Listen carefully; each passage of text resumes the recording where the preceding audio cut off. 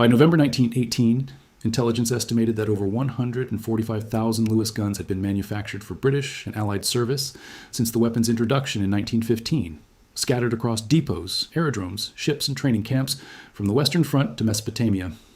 It was a staggering figure for a single design, and it posed the Army Council an equally staggering question. What does an empire do with a weapon it no longer needs in such colossal numbers, yet cannot simply throw away? The Lewis gun had been one of the true workhorses of the war. Light enough for a single infantryman to carry, reliable enough to arm aircraft observers, and simple enough to be issued to Dominion and Allied forces alike, it had filled roles no other automatic weapon could match. When the guns fell silent along the Western Front, vast quantities remained in British hands, some fresh from the Birmingham Small Arms Company production lines, others battered from years in the trenches, or bolted to the cockpits of Sopwith Camels and Bristol fighters. The immediate post-armistice period brought not destruction, but stock-taking, as ordnance officers across Britain, France, and the wider empire began the unglamorous task of counting, categorizing, and deciding the fate of a weapon that had, in many respects, won the war for the infantryman and the aviator alike. The scale of what Britain possessed at the armistice was extraordinary. Approximately 145,000 Lewis guns had been produced during the war, with BSA in Birmingham and the Savage Arms Corporation in the United States, both contributing to Allied stocks. By November 1918, British ordnance depots at Weedon, Woolwich, and Enfield held tens of thousands of surplus weapons, whilst thousands more remained overseas at bases such as at Taples, Boulogne, and the aerodrome stores scattered across Flanders. Naval stocks, too, were considerable, with Lewis guns having armed merchant vessels, trawlers, and small craft against the U-boat menace, many of which were now returning to port with weapons still mounted. The conditions varied enormously. Some guns emerged pristine, having spent the war in reserve. Others were rusted, missing parts, or damaged beyond economical repair after years of hard use in mud and salt air. The Royal Air Force, newly independent as of April 1918, held its own substantial allocation, since the Lewis gun had become the standard flexible observer's weapon fitted to Bristol fighters, FE-2 bombers, and countless other types. Unlike captured enemy equipment, there was no treaty clause forcing destruction of the Lewis gun. Rather, the debate was economic and strategic, a question of how many guns a peacetime military establishment genuinely required, and what should be done with the enormous surplus.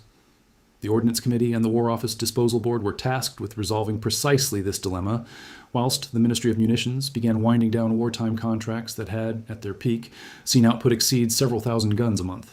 Britain's own approach to the surplus was pragmatic rather than sentimental. The War Office Disposal Board, established to liquidate wartime material, began cataloging weapons for retention, refurbishment, sale, or scrap almost immediately after the armistice. A core stock was retained for the reduced peacetime army and the fledgling Royal Air Force, whilst substantial numbers were placed into long-term reserve at ordnance depots including Donington and Chilwell, the latter having served as a major shell-filling and small arms storage facility throughout the war.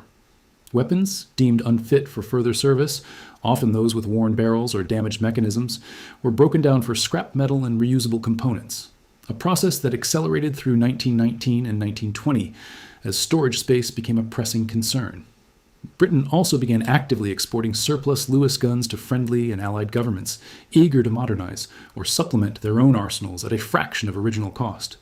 The Dominions received allocations as part of ongoing imperial defense arrangements, with Australia, Canada, and New Zealand all retaining Lewis guns in their post-war establishments for interwar training and colonial policing duties. France, having operated Lewis guns alongside its own Chauchat and Hotchkiss designs throughout the war, held comparatively modest stocks by comparison with Britain, but nonetheless faced the same disposal calculus. French forces had received Lewis guns primarily through Allied supply arrangements and used them extensively in aviation roles, mirroring British practice. After the armistice, French ordnance services retained a portion for continued use whilst returning or selling other examples, with some finding their way into French colonial forces in North Africa and Indochina, where the weapon's simplicity and air-cooled reliability suited garrison duties far from major supply lines. French technical missions also examined the Lewis gun's design features, particularly its distinctive aluminium cooling fins and pan magazine, informing subsequent French light machine gun development through the 1920s, though France ultimately pursued its own indigenous designs rather than adopting the Lewis wholesale. The United States presented the most significant foreign chapter in the Lewis gun's post-war story. American forces had entered the conflict in 1917 with an acute shortage of automatic weapons, and the U.S. Army had adopted the Lewis gun in substantial numbers, with the Savage Arms Corporation manufacturing tens of thousands under license for both American and British contracts. At the armistice, American ordnance officers found themselves administering a considerable inventory, much of it manufactured domestically and thus straightforward to retain, refurbish, or dispose of through existing American channels, rather than shipping weapons back across the Atlantic. Some American stocks were sold as surplus through commercial channels in the early 1920s, a practice that saw Lewis guns reach private collectors, foreign militaries, and even Hollywood armories, where the weapon's distinctive silhouette made it a favorite prop for war films for decades afterwards. The U.S. Navy retained Lewis guns for shipboard anti-aircraft use well into the interwar period, valuing the weapon's proven reliability even as newer designs emerged. American technical evaluation of the Lewis gun's air cooling system, achieved through a shroud drawing air across the barrel via the muzzle blast, informed subsequent discussions of automatic weapon cooling, though the U.S. Army ultimately moved toward the Browning automatic rifle for its next generation of infantry support weapons. If you're finding this deep dive into post-war ordnance history interesting, consider subscribing for more deep dives into what really happened to the weapons of the Great War. Belgium, having suffered occupation and depleted its own arsenals, proved an eager recipient of surplus British stocks, with thousands of Lewis guns transferred to re-equip the reconstituted Belgian army through the early 1920s. Smaller quantities reached Poland, newly independent and fighting on multiple fronts against Soviet and other forces, where Lewis guns supplemented a patchwork of German, Austrian, and Allied weaponry, inherited from 3 different imperial armies. Japan, an Allied power throughout the war, albeit with limited direct participation on the Western Front, had license-produced a variant of the Lewis gun domestically and continued small-scale production and use into the 1920s, incorporating lessons into subsequent Japanese light machine gun designs. Across these varied destinations, one theme repeated: the Lewis gun's relative simplicity, proven battlefield record, and comparatively low unit cost made it an attractive option for cash-strapped governments rebuilding shattered military establishments, in marked contrast to more complex or expensive alternatives. Systematic reduction of Britain's own Lewis gun stocks accelerated through the early 1920s as the Geddes Acts and broader post-war economic retrenchment forced sweeping cuts across the armed forces. The War Office Disposal Board oversaw the scrapping of thousands of guns considered surplus to requirements, particularly older Mark I patterns, superseded by improved variants, with scrap metal returned to industry at a time when Britain's economy badly needed raw materials for reconstruction.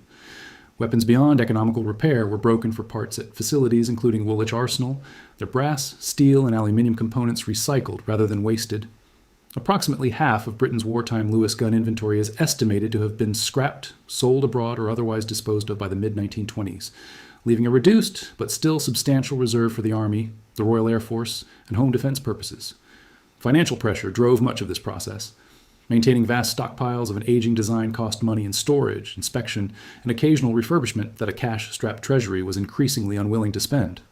Unlike chemical weapons, stockpiles, or captured enemy ordnance, there was no urgent safety imperative driving disposal, simply the slow arithmetic of peacetime economy, and as a result the process unfolded over years, rather than the frantic weeks that characterized the destruction of more dangerous wartime material elsewhere in Europe. What survived did so because the Lewis gun refused to become entirely obsolete. Retained British stocks saw renewed relevance during the Second World War, when guns held in reserve since the 1920s were issued to the Home Guard and Royal Air Force airfield defense units facing the very real threat of invasion in 1940, a remarkable second career for a design conceived a quarter of a century earlier. Many of these guns had sat in ordnance store racks at depots such as Weedon and Donington for close to 2 decades, their pan magazines and cooling shrouds unchanged since the trenches, before being issued once more to volunteers who had, in some cases, carried the very same design as young soldiers in 1918. Surviving examples today can be found in the Imperial War Museum in London, the Royal Armouries collection at Leeds, the Australian War Memorial in Canberra, and the Canadian War Museum in Ottawa, each holding multiple variants, including aircraft, infantry, and anti-aircraft pattern guns. Private collectors and smaller regimental museums across Britain and the Commonwealth hold further examples, though genuinely complete. Original condition Lewis guns with matching magazines and accessories remain comparatively scarce given how many were scrapped, cannibalized, or heavily modified over decades of service. Corrosion, missing pan magazines, and replaced barrels complicate the picture further, since many surviving guns are composites assembled from parts of several original weapons during decades of storage, sale, and resale. Restoration projects have periodically returned deactivated examples to static display condition, whilst a small number of functioning reproductions and deactivated originals appear at military affairs and living history events, keeping the weapon's distinctive silhouette recognizable to new generations. Occasional discoveries still surface. whether guns recovered from old farm buildings once used as home guard stores or examples resurfacing in overseas collections decades after their original wartime export. Each edition helping historians refine estimates of just how many of the original 145,000 still exist in any form today. The Lewis gun's legacy extended well beyond the guns themselves. Its air-cooled, magazine-fed design influenced light machine gun thinking between the wars, even as armies increasingly favored belt-fed alternatives for sustained fire roles. The weapon's aviation career proved arguably more consequential than its infantry service, having helped establish the flexible defensive gun mounting as a standard feature of military aircraft design for a generation. Its second-act service with the Home Guard in 1940 gave the design an almost mythic status in British popular memory, immortalized in television and film depictions of the wartime volunteer force. What began as a stopgap answer to the machine gun shortages of 1915 ended as a weapon that armed two generations of British and Allied servicemen, a testament to how quickly a design born of wartime necessity can outlive the conflict that created it, only to fade, piece by piece, into scrapyards, foreign arsenals, and glass museum cases. The story of the Lewis gun after the armistice is, in the end, a story of arithmetic and economy rather than drama. No dramatic scuttling, no treaty-mandated demolition, simply the slow, methodical unwinding of a vast wartime industrial effort into peacetime reality. Of the roughly 145,000 guns built, only a comparative handful survive intact today, scattered across museums from London to Canberra, whilst the rest were sold, scrapped, or worn away by decades of further service.